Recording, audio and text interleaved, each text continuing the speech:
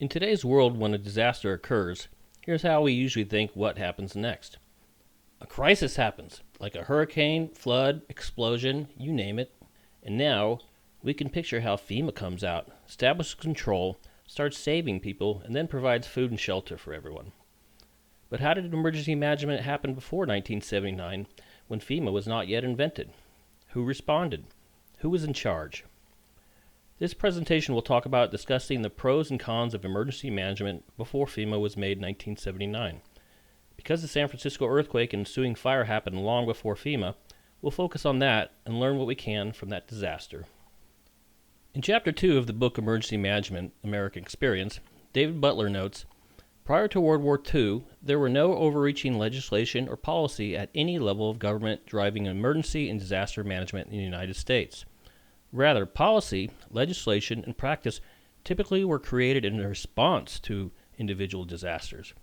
This wasn't necessarily bad. The federal government was far away, and transportation means were limited.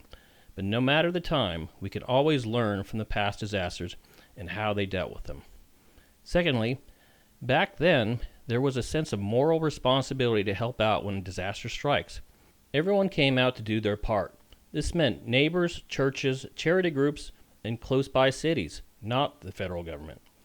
Lastly noted is that because 100 years ago there just wasn't a population the size of today, the amount of lives and destruction just wouldn't be the same.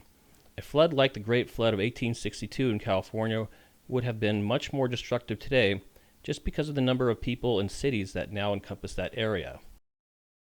Now let's consider the things that can and did go wrong in the past without FEMA. First of all, if there even was federal assistance at all, it was usually delayed and varied in the services provided. Disasters tended to be unavoidable acts of God, and therefore the federal government rarely planned for these events. Thus, the government did not really view disaster response and relief as a federal responsibility.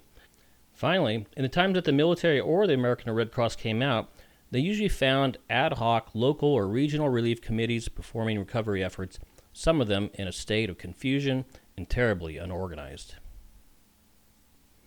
On April 18, 1906, the San Andreas Fault ruptured, resulting in the earthquake later estimated to be of magnitude 7.8.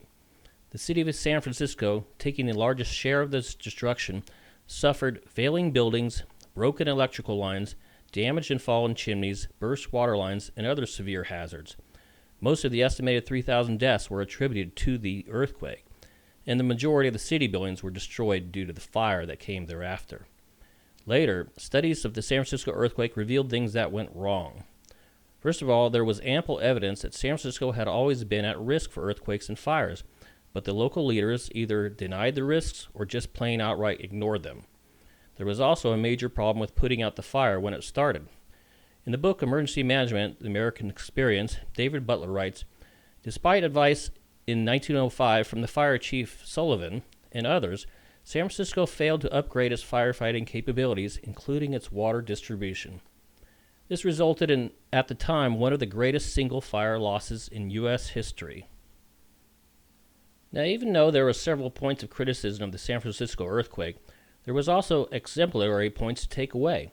In Beth Bagwell's book, Oakland, The Story of a City, she writes about how the city of Oakland became a crucial role as the main center for emergency relief. Quote, thousands of San Franciscans fled with little more than the clothes they were wearing. They arrived in Oakland in shock, covered with smoke, separated from their families, hungry and exhausted. People camped on every scrap of open space, even in City Hall Park. As word spread of the disaster, people spontaneously began to move to help. In time, aid came from all sides.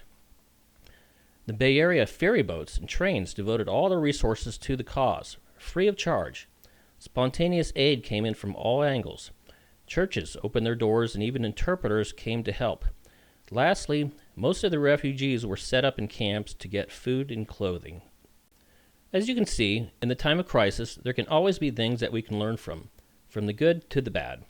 Some of the major changes that happened after the San Francisco earthquake was that the University of California, 2 years later, published the report of the State Earthquake Investigation Commission on the California earthquake of April 18, 1906, which remains perhaps the most comprehensive study of a seismic event in the United States and a baseline for post-earthquake analysis. However, and surprisingly, it would take additional earthquakes, Santa Barbara in 1925 and Long Beach in 1933, to prompt California legislators to finally start mandating laws to ensure building standards in terms of earthquake safety.